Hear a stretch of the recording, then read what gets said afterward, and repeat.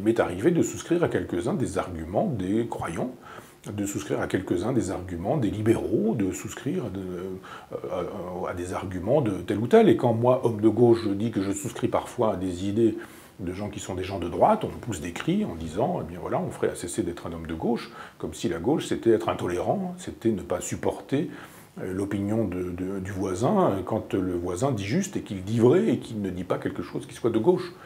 Donc il y a un moment donné où il faut faire exploser les carcans, et il y a un âge pour ça, je pense que j'ai fait ça récemment, finalement, des carcans qui font qu'on fait exploser les histoires de droite, de gauche, croyant, pas croyant, donc le bien il est là, le mal il est là, il faut se méfier de celui d'en face, ou etc. Pas du tout. Moi, je suis plus intéressé par des discussions avec des gens qui ne pensent pas comme moi qu'avec des gens qui pensent comme moi. Les gens qui pensent comme moi, c'est bien, on s'entend bien, on boit un coup, on ouvre une bonne bouteille.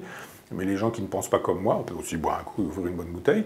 Mais j'ai plutôt envie de les écouter. J'ai plutôt envie d'écouter un prêtre, un imam, un psychanalyste, dans la mesure où personne ne méprise personne et où on s'écoutera. Donc on voit bien que l'indifférence, la neutralité et la tolérance, ça n'est pas exactement la même chose. L'indifférence, c'est vouloir ne plus être un homme dans le monde.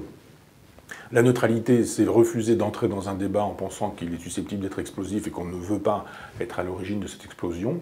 Et puis la tolérance, c'est l'art d'écouter les arguments de ceux qui ne pensent pas comme nous pour essayer de s'enrichir de la différence des autres.